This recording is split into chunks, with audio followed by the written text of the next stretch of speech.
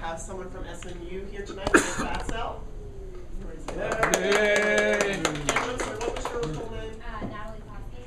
Natalie Posgate is one of his students from SMU who was able to join us tonight, and Ryan Murphy right here from Texas Tribune. They worked on the first project, and Jake's going to talk to you about that.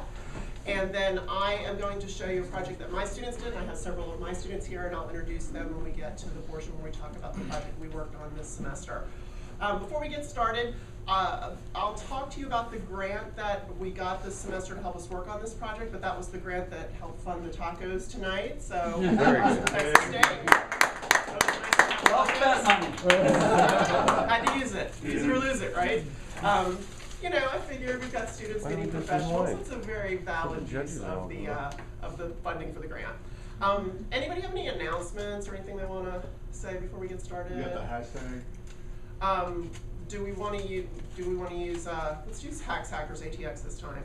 Okay, Hacks Hackers ATX. Pound Hacks We Hackers. just did HHATX because especially if That's right. That's a long. Pound HHATX sounds like a great hashtag to me.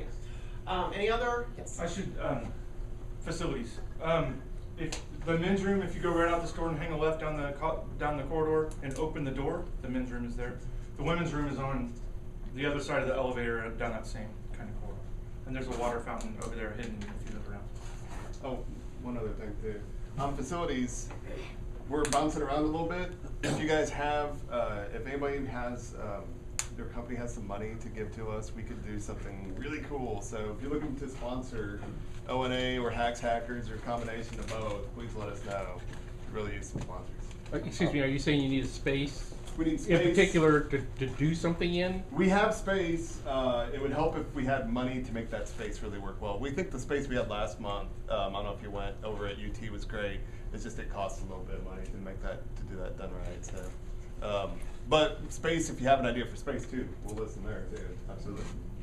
You're gonna say something, Lewis? Just get with me after the meeting. You know, I'm always willing To donate money. money. Oh, okay. Lewis has helped us out before, so that's very nice of him. Good. And let's thank the Statesman for sponsoring us tonight.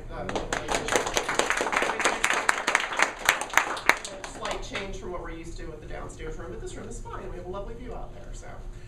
So without further ado, I will let Jake Batsell take over and talk about their campus crime project as part of the Light of Day project. You can tell us all about that. And it's an award-winning project. I know you won a regional SBJ award. Maybe you can go into more detail about how that all worked. So let's welcome Jake.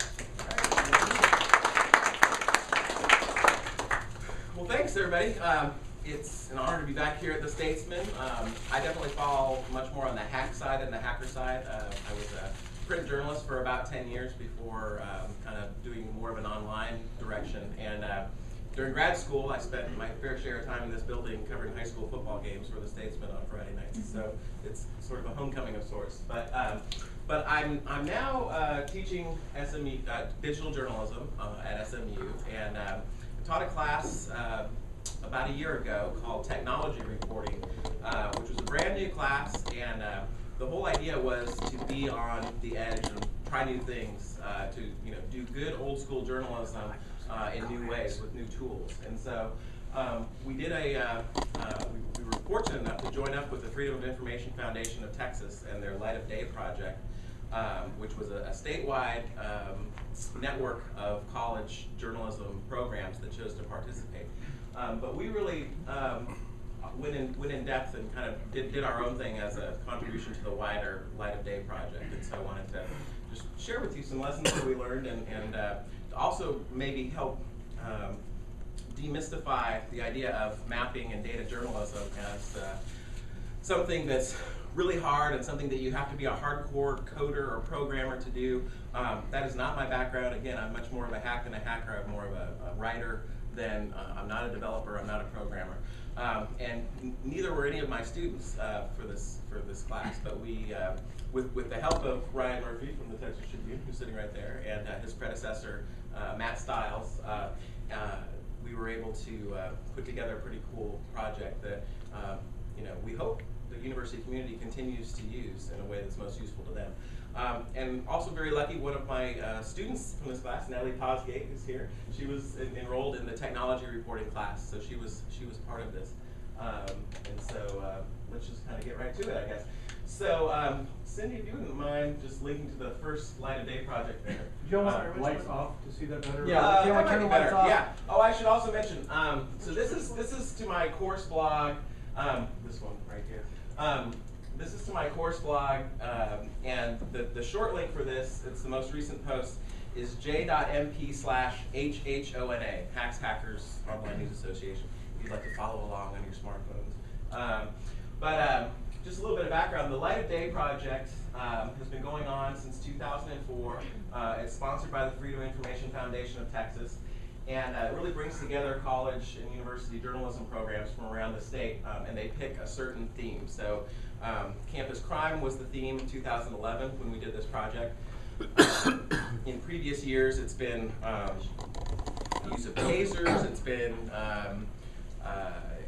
university finances, but basically they come together in August, select a topic, and then these were some of the participating organizations, and the Texas Tribune got involved for the first time with the 2011 project. So some of these institutions, these were all the ones who signed up. In all honesty, we at SMU, Tarleton State University, and Texas Tech were the three campuses that kind of got most involved with this project. And so we published our own separate investigations, and then the idea was that it would eventually appear, all of them, on the Texas Tribune, but I'm not sure that all the other campus projects ever came to fruition. Yeah, that kind of bumpy. But we still really, and as I'll mention, really benefited from the help of the Texas Tribune with this project. So if you could back up to the main one there, Cindy. So yeah, if you could pull up this was Natalie's first public information request. So we had a topic, and the idea was, well, how can we take this topic and make it useful to SMU students, faculty, staff? How can we gather crime data and present it and visualize it to our audience, to our readers, in a way that's useful and helpful for them? And so what we did is, for the spring semester, I had this class for 2 semesters. We had the spring 2011 semester, fall 2011 semester.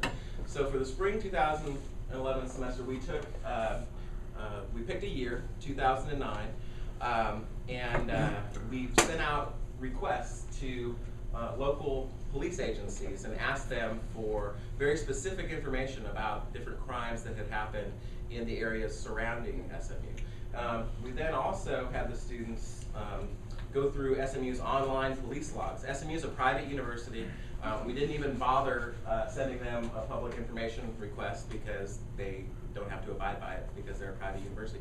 But they do log each incident on the SMU police crime logs. So it was kind of a combination of manually entering those online entries on that the police post on their online logs.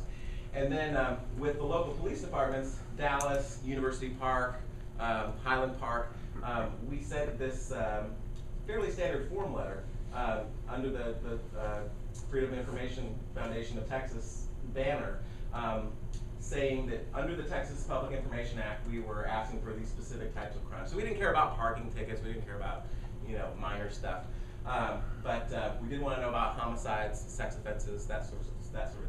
So scroll down a little bit, Cindy. So this was actually Natalie's initial request, and what we did is we split Dallas up into certain zip codes that were most contiguous to SMU's boundaries. And so Natalie had 2 zip codes, and she, other than that, pretty much followed the wording from the form letter. In a nice official form letter, with the Freedom of Information Foundation of Texas and all the different participating organizations. And so I would say if you do this type of project, this obviously isn't a daily turnaround type of project. So I think we sent these out in early March and started getting results back in early April, mid-April, before we started putting this together. And it's one of those typical Freedom of Information requests where you ask for the moon and then they come back and they tell you, well, we can't get you all that, but we still ended up getting the main things we needed, which was the data, which was the date of the offense, the type of the offense, the address where it happened, and then occasionally there was a field that had miscellaneous data. So, and all of our public police agency information came back in either, they either emailed us an Excel spreadsheet or gave us a CD. At fairly, most of them were free. The Dallas Police Department charges 30 or 40 bucks, but we, the Freedom of Information Foundation of Texas was kind enough to cover those charges. So, so we have our data now. Now what do we do with it? So if we could back up. Well, so we have the data. Actually, we had Matt Stiles, who was sort of the founding visionary of the data team at the Texas Tribune. This is Matt's site now. He's now at NPR doing data journalism for NPR in Washington, D.C. Matt was one of the founders of our Hacks and Hackers Oh. chapter, so Okay. people here know Matt Stiles. Yes, yes. So Matt, if you don't follow Matt already, you should. And his daily viz, his daily visualization. Matt was kind enough to come up when we were at the very beginning part of this process, right, Natalie? And he just kind of got us excited about the power of what you can do with data journalism. And so that you can take this and you can visualize using Google Fusion tables. You can use tools like Many Eyes, IBM's beta site, where you can, as long as you have the data, it can really, visualize it and make it accessible to your readers and make you look, a lot smarter than you are as a developer. So yeah, Rob. Jake, is Natalie going to talk about this? Should I wait till she's up to ask her a question? Or? No, go ahead. Go ahead and ask her. Yeah. I'm curious from the student point of view, how intimidating was this project, and how did it compare to other projects you've had to do for journalism schools? Well, it's definitely different because this was my first experience of using data. So it kind of seemed intimidating at first, but I guess when we really broke it down, it wasn't really as bad. A lot of the work was mainly with just Excel because you had to clean up the data a lot before it could transfer over to Google Fusions. And since Google Fusions is still in beta, it was a little, kind of buggy sometimes. So sometimes we had to tweak a few things. But yeah, overall, I mean, we had a lot of help, so it wasn't too bad. Yeah, it's there's a few things about that. I mean, so we've got all this data, and so the making sense of it part was really where Ryan came in and helped us a lot. So he came up and we were like, Ryan, we've got these Excel spreadsheets, and I think I showed them to you at first, and they're a little unwieldy. There were certain addresses that had Dallas, Texas, and the zip code all in one field, and there were certain addresses that had Dallas in one field and Texas, and then the zip code. So there were outliers when we first visualized the data, just raw as it came in. We had incident points like in England and in South America and in the middle of the ocean and stuff. We're like, well, those look like outliers that we're going to have to work Correctly, one of them actually was. Oh, right. Well, one of them was a study abroad program in China or something like that, and there was some kind of, and they had to report it. So that's when it really got interesting from Ryan in terms of just how important it is to be uniform with the data. And we had, I think, one of Natalie's tasks to clean it up was to make sure that the city and state and zip code were either all in one. You either combined them or you separated them all. I can't remember, but the point is it had to be consistent for Google to read it. There are also little things like all of these little points on Google Maps have interesting little names that, and some of them are called measles, and some of them are called icons, and some of them are called, and you have to know, it's not embedded, it's just a thing, but you could actually, if you wanted just to go to the spring 2011 and just kind of click around there. So, and those have to be consistent too. So that was kind of the challenging thing, is once we had all these things, how to categorize them and choose which icon was going to signify which crime. We figured that sexual assaults were probably the most relevant, especially to our readership, for students and wanting to know about sexual assaults, and so then also murder, is kind of a big one too. But then you get down. I can't remember. I know it's on there, but so like the criminal mischief, we chose the turquoise measles, I think it is. It's like, well, turquoise, that's not. So that's like students pouring soap and suds in the water fountains, You know, I hadn't thought of that. you know, so we chose colors sort of, you know, that kind of match the intensity of the crimes, I guess. But you have to be disciplined about getting all the addresses standardized, matching them to the particular icon, and then cleaning up the outliers so that you can you know, explain. Okay, if there is one in Hong Kong, explain why it's in Hong Kong, as opposed to somebody just putting Preston Road and it showing up in, you know, Stafford, England, or something like that. So yeah. So then this is for Ryan, because the data journalism I've done, the hardest part is by far cleaning up data on the spreadsheet. And like visualizing it's a snap, and anybody can do that. It's actually getting the data clean. So how do we make it so that people who've never done data journalism before, how do they get comfortable with cleaning data? Where do they even begin with cleaning data? Because we could show them fusion tables or other visualization projects, but the trick is they need to be good with like working in a spreadsheet, right? Yeah. And that the first thing we worry about is should we be teaching Excel spreadsheet class at UT? In other words, Yeah, to answer that question. But unfortunately, this was a very special case because there was an entire class of people that could just be set on set on the shared master labor was one. Right. So it didn't happen to be one person trying to do works of magic on 4 different data sets or 3 different data sets. But yeah, I mean, really, it's definitely a thing that is kind of makes it a little difficult because Excel is definitely not the sexiest piece of software out there. But it is really powerful if the time is taken to learn how to work with formulas and how to manipulate cells, and then taking it further in terms of doing pivot tables and combining data and making different like calculations based on that. So how did you learn it? How did you get good I at had that? to. Force yourself? Yeah, it was the kind of situation where I was, for me it was doing the salary database at Texas Tribune. That was the tool to clean up the data sets that I was getting from each agency. Was that when you were an intern? Yes, this was when I was an intern. So the data set has never, in the history of data sets, ever come in clean, right? No, I mean, this is a perfect example, and that was the issue that had to be overcome here, was that every single data set came from a different police department. All of them have different law rules on data integrity. Some of them didn't have much at all, it seemed like. Right.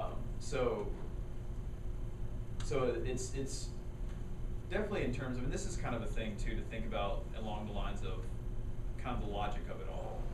You know, for this case, you know, one of the first things that we did was that, you know, recognizing, like you're saying, the address field, you know, knowing that there was going to be a street in a city, and I guess state doesn't matter as much here, but obviously Hong Kong and England, there was a little discrepancy there. You know, a zip code, you know, recognizing these standard data, I wouldn't say measurements, but like types that were going to be universal throughout all these data sets, even though they were all completely, you know, some of them obviously were being pulled from different like systems. You know, being able to, you know, teaching how to think along those lines, you know, in terms of standardization, and even though all these look different, they all have this same thing in common, and that they're an address, and that there's an incident type, and that was something else that we'd also went through the process of, you know, looking through all these incidents and finding common types that could be assigned to, even though there was no name that may have matched in 2 different data sets, that they were both, you know, involved arson or something like that, that they could be standardized. Yeah, if you could scroll a little bit here, Cindy. So these categories that we settled on were not necessarily the uniformly used categories by Highland Park Police and SMU Police. And, you know, what we ended up having to combine a lot of different categories into our own categories, because this, at the time, I think they might have expanded a little bit their measles and their points in the past year and a half since we've done this, but there's kind of a small universe of actual colors of those little dots that you can put up on those maps. So that was the main thing. We just ended up putting other into everything else and just picking the ones that were most important.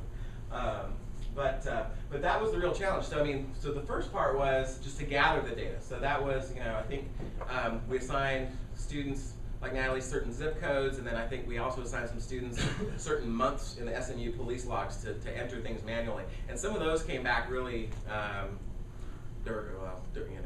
dirty or unclean or whatever, you know, inconsistent. Yeah, in terms of where the address. You know, sometimes they just put a dorm name without an address, and sometimes they, you know, corner of X and X, and it wouldn't, So then, once we had all of that, then it was the cleanup, and then, Ryan especially underscored how important it was to clean the data up.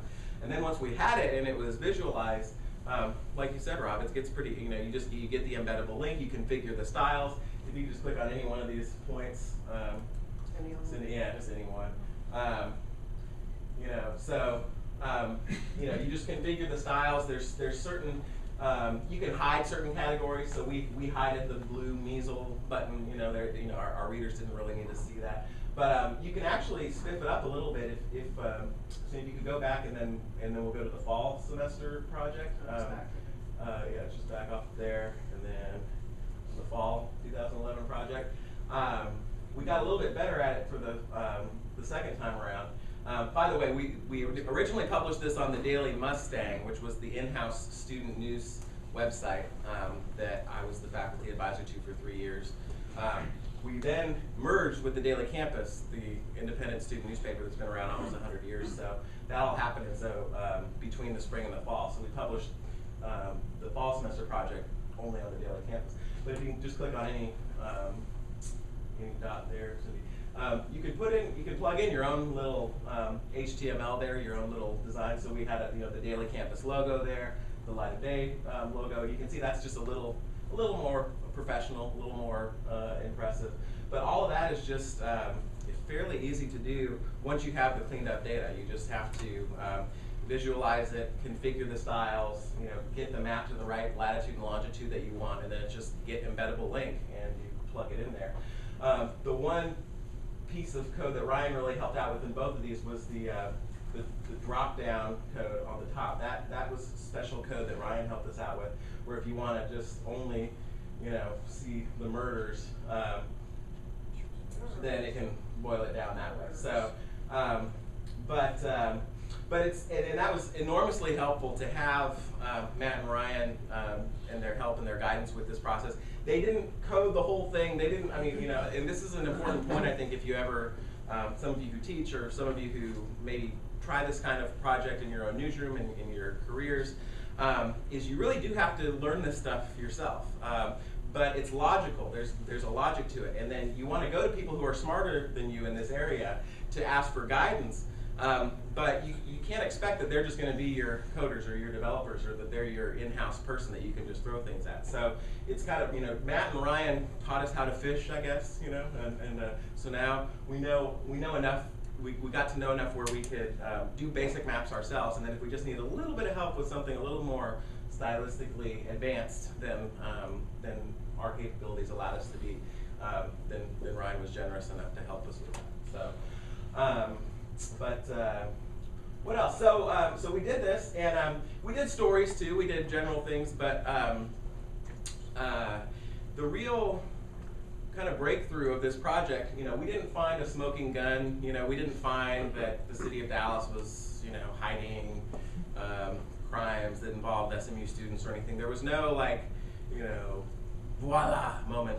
But what it was is just, I think our main finding was just this whole idea of data as journalism. That assembling these facts and presenting them to the public in a way that they can use it in a way that's most useful to them is journalistically valuable. We had good summary stories, but none of them really had that.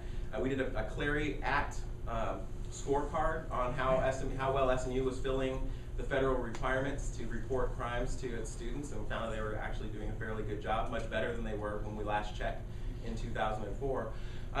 But the voila moment of this project was that we created these maps that, all freshmen have to live on campus at SMU, and then a lot move off campus for their sophomore years. And so we created maps, our students, Natalie and her colleagues, created maps that will allow a sophomore at SMU to explore. Maybe she's deciding between two different apartments, and one's in a crime-ridden neighborhood where there have been 3 sexual assaults in the past year, and one is in a safer neighborhood where there have been, a couple of minor criminal mischief things. And so we don't know necessarily how the campus community is using this, but incredibly time-consuming to do all the public records requests, to assemble the data, to clean up the data, to visualize it, and put it together. And so it's just this idea of that the Texas Tribune really embodies of presenting public information and letting the public use it in the way that they know how.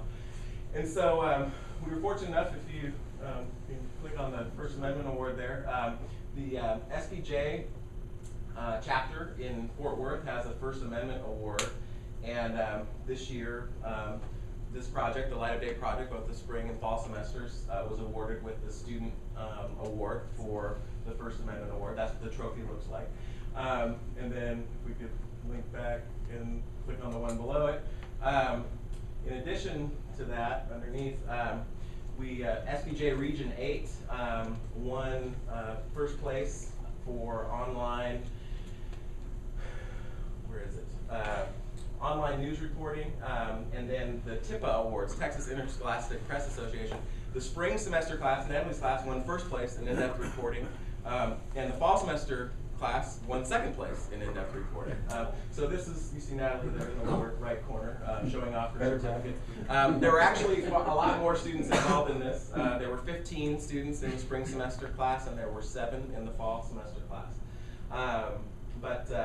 So it's gotten some nice recognition, and I think another thing that's valuable is students like Natalie can, by the way, Natalie graduated, one of our outstanding graduates from SMU, and she's in the market now for a full-time job, and she can say that she has data skills. Now's the time to stand up and, hand out cards. You're handing out your LinkedIn address. It's a distinguishing factor. It is. And I mean, just to walk into a newsroom and say, yeah, sure, I know how to visualize, use Google Fusion tables to visualize data. I mean, to 95% of the journalism world, that's like, wow, you're a genius, But it's a distinguishing factor for her. 45%. The other 50 are saying, what the hell is that? Jake, you defined your audiences, but did you go in with a premise that you were trying to either prove or not prove? And the other thing is, from the radius from the campus, how far was the outside of the campus, the proper campus area, did you look at, consider? Didn't really, I wouldn't say we went in with a premise, it was just to kind of explore, wasn't it? Yeah, I mean, and then as far as the radius, it's about, what we did is we pulled out a zip code map and just picked out the ones, I guess was about a 20-mile radius, but there were some neighborhoods where we just knew not a lot of SMU students live, like say Oak Cliff is not a big, neighborhood for, but then on the other side. You went probably, 10, 15 miles off of. Yes, okay. yes. And in fact, if you could click on the fall 2011 project. So you notice the first project we did, we split it up into 3 different maps. The second one, we combined it all into one map right there. So that's roughly the radius you see there. We do have some students who live downtown. We have some who live in East Dallas near White Rock Lake, the Uptown area, North Dallas. So we really kind of went by the zip codes that most students lived in, basically. But it's an interesting effect between spreading it out among over 3 different maps and then combining them into one. I mean, this looks like Dallas is a crime-infested hive of scum and villainy. I mean, it's like, oh my God, how does anybody live? I mean, so you have to keep that in mind. But it's actually, I think, more useful for students to just consolidate it into one. Yeah, didn't somebody, they looked at the map and they were like, oh, there was a robbery, wait, I live there. Yes. Actually, yes. What happened was one of the fall semester students, we were going through the spring semester students' work as a precursor to get ready for the fall experiment. And one of my students found that a burglary had occurred in her apartment complex. She noticed the address, and so she went to the manager and said, there was a burglary here, and they said, yeah, it was in apartment 4C or something. That was her apartment. And so she said that she often would go do the laundry or go around the corner or something and leave her door unlocked. But knowing that information, she was a lot more cautious after that. So just those are the little things that you just never know how it helped. There's probably dozens of other little discoveries like that that we'll never know. But it's assembling that information and just presenting it to your readers. So. Did you have any information about whether or not some of these assaults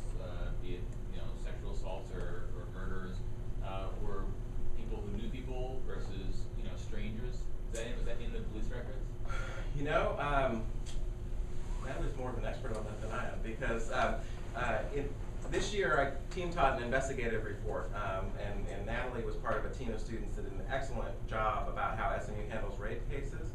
And what did you find, Natalie? Well, we found that a lot of the cases are acquaintance sexual assaults, and in the past they usually, I mean, I don't think they never specified specifically. I mean, sometimes they would in the police report whether it was acquaintance rape, but it was kind of more based on, I guess, how they decided to report it. And, Okay. yeah. Okay. So. So I was reading somewhere that 90% for homicides, that 90% of homicides are related to some sort of, not necessarily crimes of passion or revenge or something, and only 10% are when it's someone, murdering or killing somebody, either to break into their house. And so just to play devil's advocate, one of the concerns I would have with, I think in general, anytime you're showing people information, that's great, that's a good thing. Sometimes I have worries about crime data, not so much with campus crime max, but we didn't have data before we could look at. Now we do, and so you might get the impression that, oh my God, look at all these dots, like that, you know? Yeah, like that big combined map. Yeah, there, but actually crime's going down. Yeah, A lot of yeah. these crimes are people who know each other, and they're not necessarily, the sexual assault that happened to people in their apartment. Yeah. It's a terrible thing, but doesn't mean you're less safe to live there. And That's true. I mean, and especially from the city of Dallas, obviously. I mean, just the volume of data we got from them. I mean, we basically got an incident, an address, a time, and that's about it. I mean, there was in the campus reports, there was more anecdotal information about the actual crime and everything, and we included that in the bubble in the window. But no, there's nothing in the citywide data that we got that would distinguish between those two types of things. I will say, so this is our investigative report. These are our published stories. But if you could do the sweeping thing there, this was Natalie's story that basically, if anyone's heard, there was a student, a track athlete at SMU by the name of Monica Cora. She was featured in ESPN Outside the Line special a few weeks ago. She was brutally gang raped, and it was just a horrible crime, but she was really strong, and the Dallas police, it was an off-campus rape in Old East Dallas. The police caught her 3 attackers. All 3 of them were tried and convicted and went to jail. And in the course of doing that story, Natalie and a couple of her colleagues connected with the prosecutor of that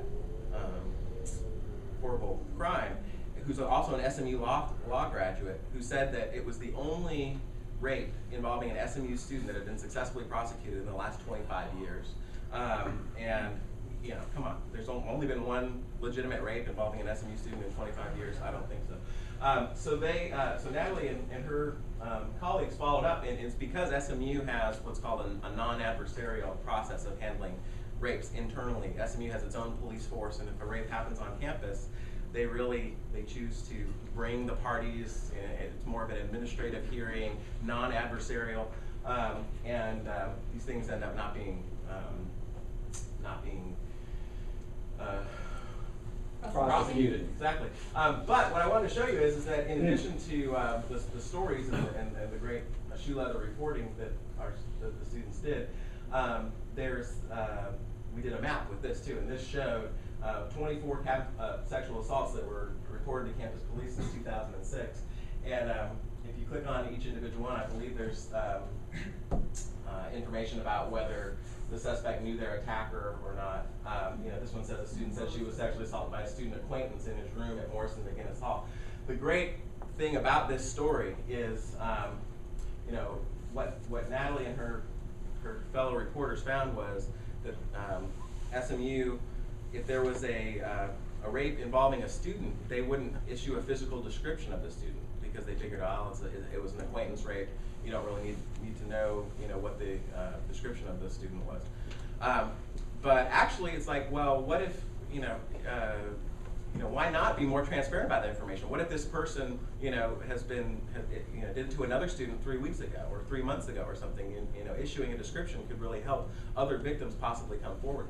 And so the day after this story came out, there was a rape, an off-campus rape involving an SMU student, and the university issued a crime alert that listed the physical description of the student. 6'1", blonde hair, blue eyes, that sounds like a fairly generic description of a student, but again, if this guy did the same thing to, another student a month ago, 2 months ago, and they see that crime alert, they say, they could come forward and say, hey, that sounds like the guy who did the same thing to me a while ago. So they've already had an impact with that. But, they really help visualize their story by using, to a much lesser degree, Google Fusion tables. Is there one more question for Jake? You had a question? Yeah, going back to the earlier questions about like the learning curve on this stuff. I understand in terms of getting the data tables in different formats and such, basically so. But are there any OCR character recognition tools or something that help you pull that off and clean it, scrub it? There's a couple tools out there. I'm not a fan of them, but that's just because I myself am like OCD about knowing exactly what's happening to everything. Okay. All the data that I'm working with. I mean, there are tools like Refine is one that gets thrown out a lot. That's good for doing a lot heavier data cleaning and standardization on names and stuff like that. And there's a lot of good tutorials on that online. But I mean, I've had some luck with Document Cloud, which has a built-in OCR service when you upload documents to it. But for me, it's been a lot of times it's something I'm going to figure out. You still have to check it, basically. Yeah, even after you do that, you still have to check. Everyone gets burned. Right. You spend also as much time with data with OCR as cleaning up the data as just manually entering it. Right. Right. Yeah, and I've been at that point too, where it gets. So again, with the database design, beginning with the end in mind of like what you're trying to create as a table, I'm wondering, is there something reciprocal in change here? That the police are now like taking this product and saying, okay, we now understand how we should be handling our data better, so that it's more amenable to this kind of work. And there was the police chief, in response to the second project that we did, issued a memo that was forwarded on to us, where he said that he found the mapping stuff pretty interesting, and assigned one of his officers to look into mapping it out better, because that's one of the things that the Clary Act, the Security on Campus, it's a campus safety watchdog group in Pennsylvania, and they really advocate for universities to map out their crimes to make it more accessible for students. So because they saw that we were able to do it, the police chief said, oh, maybe, that's something that we should start. That's the first time they've been hit up for this data, because isn't spot crime there or somebody like that? There's several that do this kind of thing. Yeah, or like every block, or different things like that. Spot crime's one I think of, just because I think they're just about in every city, as far as I know. Yeah, but it doesn't necessarily have the same. I mean, it's good for maybe crime. People are really passionate about crime and all that thing, but this was a broader audience on the campus newspaper. So were there other visualizations of this data that you would think would be useful? Because I mean, this is so busy. Yeah. Right. And I mean, trying to like merge some of the dots into a bigger dot. What is that? That would be confusing on a map. Yeah, I mean, like, but I was wondering, this one you can like show you. That's why we did the drop-down menu, so that you can, like if you do it just by murder, it looks a little less intimidating. But I was just wondering, would a tree map work with something to represent some of this data? I mean, if you were wanting to just kind of report totals, I mean, yeah, definitely. Yeah.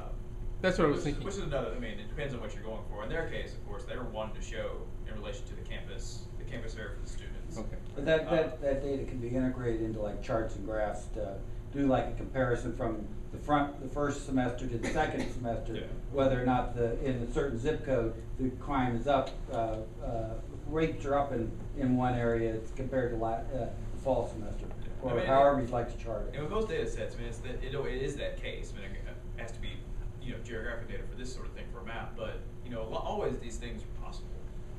It's just making the decision of what's the most valuable thing for your what you're going for. You could have just made a table of the numbers, which you probably would not have been the first one to do that either. But it would not have met the need of showing in relation to these areas that students know. So that's a big part of it too. Is just making the right call on what to do with that data once you have it. To vouch for the power of this visualization, this ran in the daily Toreador at Texas Tech when I was looking for an apartment in Austin and Lubbock. Mm-hmm. And this interactive map helped me choose the neighborhood and the apartment complex where I ended up going. Because zooming in on the map makes it very accessible and very useful. Again, another thing, I mean, here, again, like, to say something that would be nice to be added there is something like an address search. You know, let you find something in a radius of some place. You know, the thing where plug in your address, see within a 5 mile radius what's happening around there, or even 1 mile radius of what's happening around there. You know, that would be a way to personalize it even more. Obviously, that's did you have a way to filter this over time of incident reports?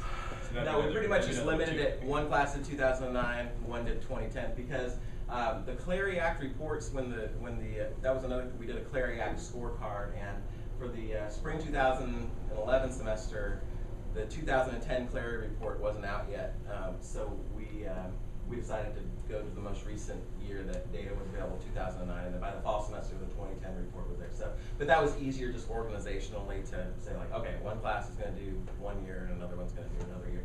And this really was a fairly simple, just to kind of see what, I mean, you guys don't follow the work that Ryan's doing with the Texas Tribune, I urge you to, because this is the tip of the iceberg in terms of what you can do with fusion tables and with other tools to really make the data come alive. John, did you want to ask the last question? Yeah, I just want to know what you did in terms of analytics to see not just how, or just how students have been using it. Because you said you don't know how they're using it, but how many have been using it, or also have the cities even been using it. We tracked it. I probably should have run a report before I came today, but we tracked it. We got short links that we tried to circulate to build a little social media campaign beforehand and tracked that way, and then it was in the hundreds, maybe a few thousand over the span of a couple of weeks when it first went out there, and now it's just kind of a hit or miss sort of thing. So I'm not going to say that it was it went viral or anything. It didn't go on Dig or Reddit or any of those sites. But it's still obviously, primarily this was a learning exercise more than anything to give our students some skills that they could use.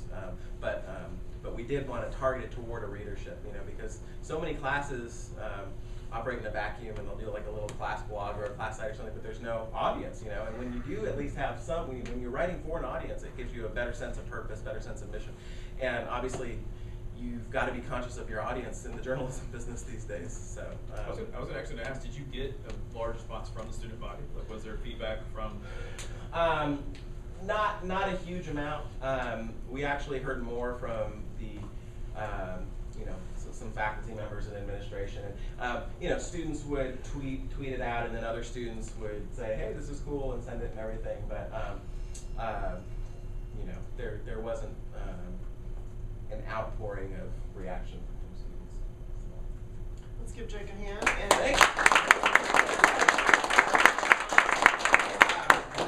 I just wanted to point out a couple things for follow-up, if you'd like. Okay, go back here. Especially for those of you who teach this stuff. I have here a link to a class data assignment that we did in my investigative reporting class with 2 examples. This was basically, we just assigned students into groups where they went out and they gathered coffee prices at different coffee shops in the area, and they found out what the price was for a 16-ounce drip coffee, and they assembled the data, they crowdsourced, they created Google Forms, and so they collected the data. It's just a fun way to get your students excited and to demystify Google Fusion tables. The last thing is a link here to an 11-page handout. There's a kind of a data journalism guru at Arizona State University named Steve Doig. He won a Pulitzer Prize with the Miami Herald for a project that he did about mapping the Hurricane Andrew and how certain neighborhoods had things, buildings that weren't built to code and they were wiped out by the hurricane and everything. Anyway, he teaches at Arizona State now, and his research assistant named Brittany Goodsell did an 11-page handout here about not only how to visualize Google Fusion, but also to use polygons and to use like state boundaries and congressional districts and everything. And so she's very graciously allowed me to share that with, as long as giving her full credit. So 2 more resources for you. But thanks very much. Cindy, is this are these links going to be on the ONA? Well, they're on this page, and I can get the link from him. And Yes, provide again, it's that. just j.mp/HHONA. Hackers Online News Association. But, We'll do a post with the video, and I'll make sure everybody has those links. Thank Okay, thank you, Jake, and Natalie and Ryan, appreciate that.